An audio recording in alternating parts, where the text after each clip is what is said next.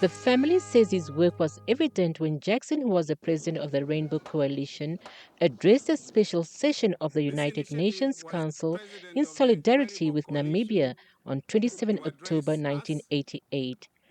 I come here with a heavy heart because we're meeting on the 10th anniversary of the passing of Resolution 435. For 10 years, the Republic of South Africa has cynically delayed the implementation of this resolution. It has engaged the world community and indeed the United Nations in a cynical path of protracted negotiations, first proposing acceptance, then suddenly introducing new conditions like linkage, destroying the entire agreement. The cynical process has forced the people of Namibia into the second century of their bondage. Mr. President, the sordid chapter in the history of an oppressed people must come to an end.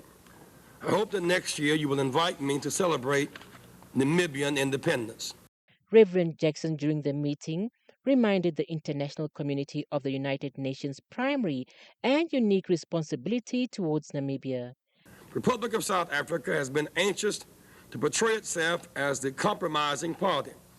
This is an old game, and in the negotiation process, and I have a great deal of experience in this matter.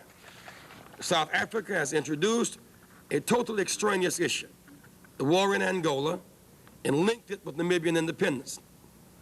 It goes on to insist that unless a solution is found to its unwinnable war in Angola, it will deny Namibia its independence.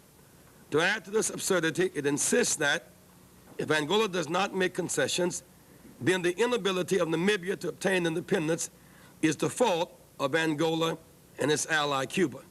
In fact, it's the fault of Mr. Botha. Now, Mr. President, I need not tell this body, which includes some of the world's finest negotiators, that South Africa's tactic cannot be taken seriously. South Africa must decide whether it wishes to become a mature, responsible state or remain a permanent outcast. Indeed, I hope that in the very near future we will see the signing of a peace pact between all these adversaries. But, Mr. President, Namibia must be treated as a separate issue on the international law.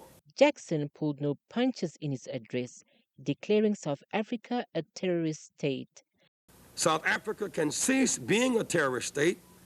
It can act so as to bring itself back into the legitimate international community. But it must stop being a terrorist state, stop engaging in terrorist activity. It must change. A close associate of civil rights icon Martin Luther King Jr., MLK, the Baptist minister twice ran for the Democratic presidential nomination.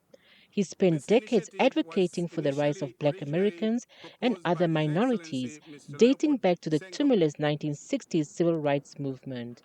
Raised in the segregated U.S. South, Jackson first entered It the is public now eye my as honor and MLK's pleasure mentee.